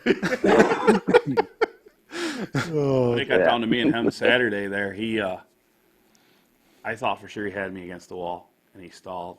And when I got out, I was like, man, because he kept starting. I couldn't believe that old big block kept starting because it was just rattling like crazy. Yeah. And it would start. So the last 3 hits, I laid on him pretty good. And the last one, he gave me that look. It just pissed him off. So I backed up. I'm like, I probably won't hit him again if he starts. And I thought for sure. He said, yeah, I started to get mad. Well, it was funny. One of the first times I met him, we were at Mini Meltdown, and he's Dave Early's cousin. And I've known Dave for a long time. And he walked up, and Dave and I were talking. He introduced himself. He had an old Ford. And he's like, hey, man. He's like, well, we'll run together out there. I'm like, all right. He's like, the first thing I'm going to do is I'm going to pull out, and I'm going to hit that guy down there wide open. And I'm like, okay. And sure enough, that's exactly what he did. And he junked himself and that guy in one hit. And I was like, that is a man of his word right there. The thing is, if he's got your back, he is with you till the end. He is not. No doubt. He is. Yeah. Yeah, he's trust, no doubt. I agree. He is. But if he says he's going to go full track and hit that guy down there, he is going to go full track and hit that guy down there. Yeah. So that's kind of the warning. Don't get in the way. 'Cause it's going there. Well, it's never I'm going to win. It's always I'm wide open when they say go. Right on the floor. Yeah. Grand Fury showed it. That car was a nice car. Yeah. And he destroyed it. That happens sometimes. No one will ever say that they weren't entertained watching him run a car. You know who he's a lot like Jim Beatty. When Jim Beatty was derbying, Jim would put on a show. And I love watching guys like that. I really do. And it's a New York thing, man. I'm telling you, it's. That's the thing with Dale. He ran good in the heat for a long time, and then he got hit in the driver's door, and I looked right over to the guy next to me. I said, that's a race on. Sure enough, wide open. Yeah, Brett said he put on he did a really nice job of driving. He did a good job. So yeah, he's had a couple good runs down. He did well at a hardcore show, and he's had a couple good runs down at with Deadman. Yep, if I remember right. Yeah, I think you're right. And I remember my first experience with Dale was when he was running at the Metal Destruction shows. Oh yeah, he had some good rides out there, and then some of those cars had resurfaced running like Caledonia and stuff. And I mean, that was one of the times that I saw him go full Jaws on somebody. I didn't know that, the shark's eyes roll in the back of the head, and that's just that's going to get eaten now. Yeah. He has that that open face helmet. So when he looked over it, it was eye contact. And I'm like, yeah. Last shot in the wheel. He didn't like that. So I better not do that.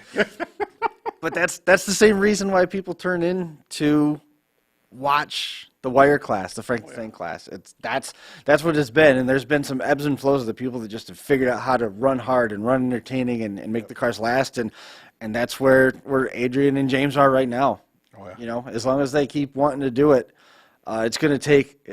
You're going to have to earn it. It took an army to get through them, and they still went 1-2. Yeah. Because there was no secret that they were trying to get after those two cars. Oh yeah, the field was, at least part of the field was looking at it. That's the only that was the heat that I went looking for on YouTube, and thankfully somebody had semi-recorded it from the stands, and I could kind of see what was going on. But yeah, you could tell that those two cars were very popular on track. Is there anybody that you want to make mention of, Adrian? I mean, the team and the win with Jewel on your shoulder, man. It was just it was so cool end to end. Yeah, it was really nice having with what happened with my wife Jewel.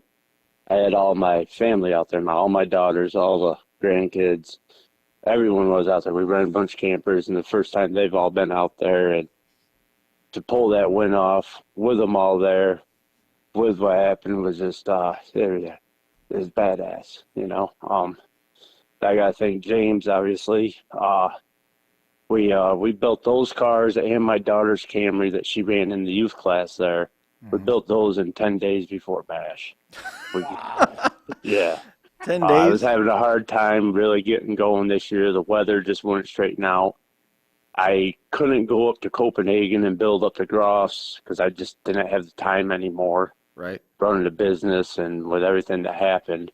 So I finally had to clean out my garage here. We ran power out here, put lights out here, put bench, shelves, made it a garage I could work in. And 10 days before Bash, we pulled our cars and pulled the bodies off, and we went to work. Were there interiors in them still at that point? Pretty much, yeah. Wow. Yeah. And then we did my daughter's Camry too. She ran the youth mini out there. Her first big show, really. She's 14, and I think she got down to 9th.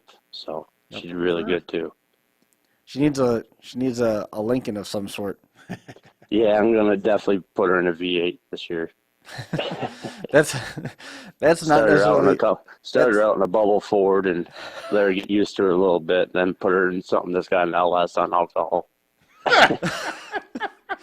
that may not be the best news for the wire class field. That's awesome. Well, it was great to see, and congratulations again. I'm glad we were able to get you a little bit of time to talk about that, and we're going to come back Monday with number 403 or 404, whatever it's supposed to be, and talk a little bit more about the New York guys that are getting ready to gear up for Meltdown coming up next weekend, and the guys that have had some success here as well. We're going to try and get a hold of the Hanaszewskis and try and get a hold of Lee and Corey Herzog and those guys who got the win with the team side of things over there at Road Rage. So good all the way around, man. Adrian, again, congratulations. I appreciate you making some time and staying flexible for the clock. I know we were a little late. Thank you very much, Chris. We'll see you later. Congratulations. Yep, bye now. See you, Adrian. See you, bud. Do you remember the Kings of Old School Crash Course team? Yes. Who was on it? Wasn't they out of Pennsylvania? No, that was Team Ramrod. They wanted me to say Ramrod. Oh. No. It was the white cars, right? Yeah, white and orange. Cliff Donnelly. Yes. Yeah, Joe Backus. I didn't go make to that show. Joe. Right? Or was it Cody? No, I was trying to be dramatic, and I can't remember. I'm pretty sure Backus was in the other one, and the third one was Adrian Gilbert. Oh, no kidding. Yep. I knew Donnelly was in one, and maybe Backus was in the Pontiac, right? Backus ended up running it down. He was the last car running, but I can't remember. They had him against the wall down there. I think it was a Pontiac, and he had no choice to. One of them had reverse issues, and he ran against Team Ramrod, right? Or they did. They got back out for the feature. Is my memory, because I remember Whitney Point has some weird shadows when you're trying to shoot across, so it's hard to tell who's who. And then they got the sippy hole. So you put those two things together, and you're basically, in a cornfield, with some halogen lights shining on the track. And one of the cars came out, had reverse issues, but was bent that they were going to get out there. And I can't remember what way it played out, but the last car running died in the middle of the track. It was in the middle, and you looked at it, the car was this wide. It got beat up on, but it was cool. I remember we had some trophies for those guys, and one of them got a Mad Dog, and they took it to the after party over in the pavilion, and they were drinking stuff out of that. I don't know. Over there. It was funny. This week was 6 years ago or 7 years ago for the original Kings of Old School. Right. I put a bunch of pictures up on my memories came up, and I talked with Brett about that. That was so much fun. I mean, but it was that's the same thing we were talking about with that Border Wars thing. It was a destination derby, and it didn't need the second year to take off big. The first year was a big deal. Yeah, but I mean, we got home 4:30 in the morning. That was a long. We left my parents' house at like 6 o'clock in the morning because I wanted to get through inspection, and then we got back home at like 4:30 Saturday or Sunday morning. That was fun though. Man, was that a good time. I'd never ran in a derby that big, and it was a There was so many good things about that derby, but the one thing that was not good, at 9:30, Brett said, "Let's do another round of Power Wheels." And I thought to myself, this is a questionable decision. Both of these kids should be in bed, but nope, 44 of them showed up, 20 minutes to 10. Not all his ideas are good ideas. Trust me. Well, nobody asked my thoughts on it, but I am confident. Sitting here, hand to God, whoever's listening. I wouldn't have been able to talk him out of it. Oh, no. No, he gets his mind set, and that's just how it's going to be. Yeah, you might as well save the oxygen. You're not going to change his mind. I mean, have you ever been able to change his mind? No, but we've had our. You can roll. Our last one was at Koval's skill. He wanted the inspection in front of the grandstands, and I wanted it on the backstretch, and he didn't show up. So I said, "Well, We're having it on the backstretch. And he showed up, and then we had a discussion. You two could be rolling in the dirt, but it's...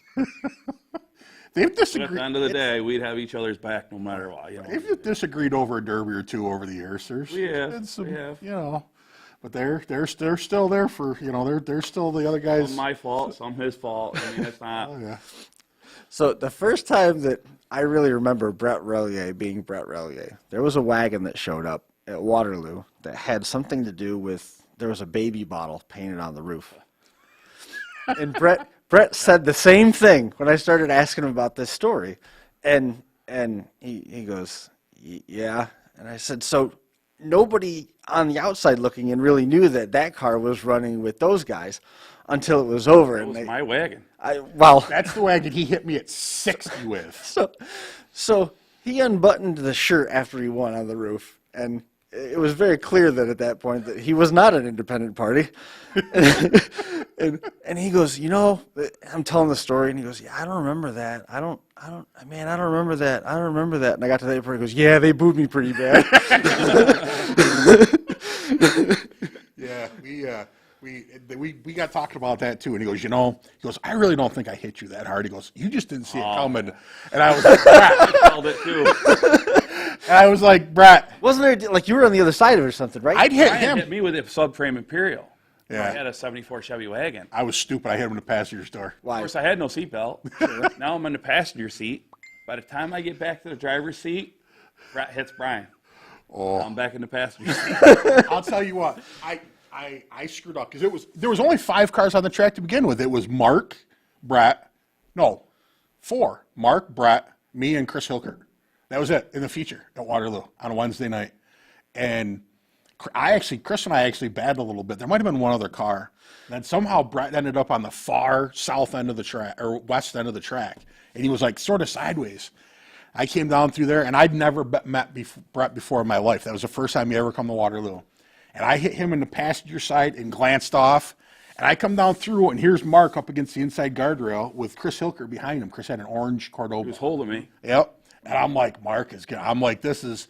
And I came down through there as fast as that car would go. And being stupid, I hit him in the passenger's door. Shut my toggle switch off. And I never in my life had any idea that Brett was about 2 seconds behind me. I hit Mark, and I didn't even get to enjoy the hit because the next thing I know, I look up like this, and the A-pillar's like right here, and I'm like... And they're straight up and down. Oh, yeah. He bet. So I grabbed it and pulled myself back up in the seat. I'm trying to shake the cobwebs out, and I look, and Brett's bumper has bent the speaker deck in the back of that 70 Imperial, and I'm like, holy. So I sat there for a minute. No one's hearing anything you're saying because keep getting away from the mic. Sorry. So I sit there for a minute, and then I realized the motor's still running. But Brett is literally like parked on a rear tire. So I fought and got out of that. I ended up finishing second to Mark that night. But I'll tell you what, I have never in my life been as sore after a derby as that one. I was concussed. My body hurt. I could jump out of this window right now, and I don't think I'd hurt as much tomorrow morning as I did that. You wouldn't know that you jumped out the window. Oh my God, that would be terrible. But yeah, those were the good old days. And they were, all those cars were they were stock builds. There was nothing really done to them. I mean, I'm sure Mark and Brett cheated some, but mine was legal. You know what I mean? It was. We weren't cheated. Brett built his that morning. I know, knocked the windows out, and that was about it. What? A car, I've noticed all of Brett's cars were built that day. Yes. He doesn't tell you that he prepared it, and all he had to do was like put the, paint the door white and put the tires on the back. Well, Monaco, he took the road rage the other day. He sent me pictures of it. The stacks are laying on the motor. And 2 days before the show, I'm like, really? Did you know if you hold on that picture, it gives you an option to save it. And when you save that picture, you can open that picture, and it says photo details, and it can tell you the exact day that it was taken, and it was last year. Mine might have been, but his Oh, yeah, Brett. I texted Brett the night before, and I said, you going to be ready? And he sent me a picture of him in the shop. And he's like, I hope so. Sure enough, he got it finished up. But, and I think Mark will agree with this, is Brett will not do things to a car because he's like, I don't need to do that. Like, he can cut corners and, makes some work, though. Yeah, and he wins with it. I don't know, the first or second or third time he won Waterloo, he brought a shocker and there was only one bolt holding the steering box on the frame. He's like, I tried putting another couple bolts in it, but I couldn't. He goes, I wrapped it with some 9-wire though. And like, it wasn't like twisted and tight like 9-wire. Like he literally put a piece of 9-wire in it and like went like this a couple times and was like, it's good. Like I never would try to do the stuff he gets away with and wins with. It's just, I don't know. But. That's the thing though. That's what Brett's It's all a about. driving thing, though. Yeah, it's also dumb luck. You don't lose your phone and your wallet in a derby and get out of the car and it's right underneath the floor. It's clearly been run over. It's clearly been abused, but it's not broke. No money's missing. It's right there for you when you get out of the car. I'm at Bath running the derby, and he's texting me from the grandstands. Hey, start driving it forward. I'm like, really? I'm trying to drive here, and my phone's going off. And there's a red flag, so I'm reading his text. Nick DeCastro did that to me at the junk run. It was like this first or second year they had a junk run at Waterloo. I think it was the first year because there was like 30 vehicles on the track. Right. And we're sitting there, and I'm... Is that the Ranger? No, I had a Jeep. A white Jeep. Yeah, I remember that Jeep. And he's waving at me, and I'm like, and he pulls his phone up. I'm like, okay. And he's like, hey, get this guy. He isn't hitting anybody. And I'm like, all right, we're on, bud. So it was funny, but... Well, Mark, man, I appreciate you making the trip up. We got to somehow find a way to load this now, so we gotta cap it at some point. Otherwise, we're going to be here. But thank you. This is always fun when you make the trip up. And I know you got to work early. This is way past your bedtime. 3:00. No, he doesn't go to bed till like midnight. Don't let him fool you. Like, if you're on Facebook at night, he doesn't sleep much. He uses that when he gets to work. Up at 2, at work at 3. Oh. But you're out at 3. And then you set the car in I cruise was out today. control. I was home at 3, out at 3, and then home. Set the and cruise right up control. here. Took a nap on the way here. Yeah. It's a straight shot. Straight shot. All interstate. Hour and 45 minutes. Yeah. No. Awesome. Well, I'm glad that you put the time in to come up. I know gas isn't cheap. Thank you. It was always good. Thanks to all the guests that made this one possible. Like we said, we put the post out. It was going to be about a double episode. Here we are, hour and 52 minutes. 52 minutes. So we're gonna reload it. Hopefully you I'd enjoy. like to congratulate Guy Raymond too on his junk run win down there at Road Rage. I didn't know that. Good for He him. fixed me right up out there. He did. Did he run that the minivan, the Yeah, he Sienna? He said he was saving that thing for a show that was worth it, man. Good for him. I didn't realize that. Junkie, I don't remember his name, but he builds one hell of a Honda. I was parked all the way inside that thing, and it was still driving around. I don't know how, but it was. And it was still running good. That's awesome. And guy ripped my wheel off, so it was all good. I mean, we had a great time, and it was, That's fun. But to get beat by those two guys, you know what I mean? Guy and Junkie, they're good. they're always at the end of them, too. Oh, yeah, for sure. Awesome.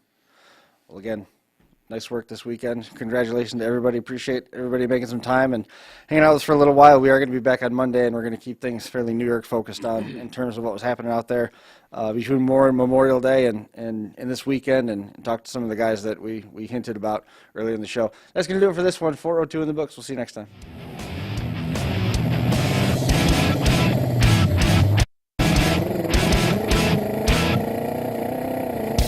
Crash Course Live is presented by Smash It Demolition Derby, who host Bash for Cash, Blizzard Bash, and Capital City Carnage. Online at smashitderby.com. And Stirring Dirt Racing, hosts of Maymania's team show at the Golden Spike Arena in Ogden, Utah. Online at stirringdirtracing.com. Reckless Abandon Derby Apparel, and Derby Inc. Magazine. This is the Crash Course Demolition Derby podcast, recorded live at the FingerLakes1.com studios in downtown Seneca Falls, New York.